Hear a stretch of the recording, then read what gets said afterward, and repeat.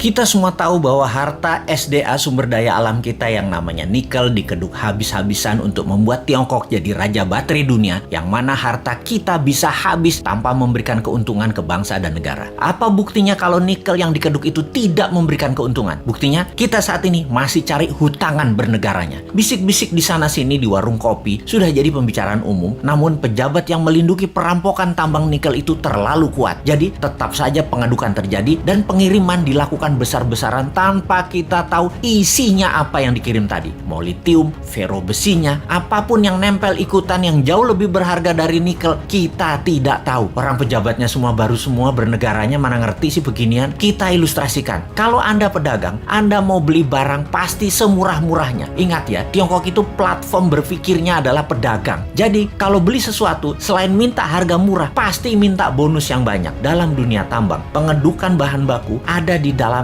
masih all in. Semuanya masih ada. Mulai dari barang berharga, katakanlah nikel, ada juga impuritisnya atau barang yang tidak pure atau barang yang tidak murni atau barang yang tidak diperlukan seperti tanah dan lain sebagainya, masih tercampur. Lalu dibersihkan, macam-macam cara pembersihannya. Ada di leaching, diproses, tujuannya untuk membuang barang yang tidak dibutuhkan. Katakanlah 75% terbuang, tinggallah 25%. Kalau dibawa 100% ke Tiongkok, yang 75% tadi adalah taiknya tambang yang nggak diperlukan. Taiknya mah tinggal di Indonesia aja. Makanya sekali lagi, taiknya dibuang di Indonesia aja. Kalau tadi dari 1 ton produksi tambang nikel ada 2% kandungannya. Setelah diproses tinggal 20%, nikelnya tetap 2%, tapi bukan dari 1 ton, dari 250 kilo. Nah, dalam 250 kilo ini ada fero juga, ada litium juga, ada macam-macam yang dibayar yang paling murah. Yang dibayar apanya? Nikelnya doang. Feronikel, nikel laterit, dan banyak lagi unsur logam dan mineral yang sudah disarikan tidak dibayar oleh Tiongkok. Kita asli bernegara ini bodoh memang. Dan penjajah perampok itu dikasih karpet merah lagi, dilindungi, dan tidak ada yang sadar. Kalau ada yang sadar, maka segerombolan buzzer pecinta cuan anti NKRI mulai memecah belah bangsa dan mencari sisi positif yang kecil dibesar-besarkan dari sisi bosnya, tapi mencari sisi buruk, pengkritisi tanpa solusi, dan diputer-puter beritanya agar rakyat tahu pengkritisi itu dosa. Apa yang terjadi kalau hal ini didiamkan dalam jangka pendek? Bukan dalam jangka panjang ya, pendek ya. Negara kita akan miskin, pejabatnya makin kaya, rakyat nambah lapar. Kita hanya mengingatkan arahnya nantinya. Sebagai contoh sejarah kebodohan penguasa atas kelolaan sumber daya alam, kita mau kasih ilustrasi. Ada 3 negara yang akan kita pakai jadi contoh kali ini, yaitu Nauru, Venezuela, Zimbabwe. Fosfat, oil business, berliannya Zimbabwe. Nauru di tahun 1980-an, negara dengan 7.000 populasi adalah negara yang sangat kaya, bahkan negara terkaya di dunia. Nauru adalah salah satu negara di selatan Pasifik. Nauru menghasilkan fosfat, bahan baku untuk pupuk. Saking kayanya, semua warganya digratiskan untuk melakukan apapun, sampai keluar negeri dibayarin pemerintah, diongkosi. Dan ada joke di sana, dolar itu hanya toilet papers. Dan ini bukan kiasan, dipakai beneran untuk ngelap pantat beneran. Lalu hasil alamnya ternyata habis 20 tahun kemudian. Dan Nauru saat ini menjadi sangat miskin ya.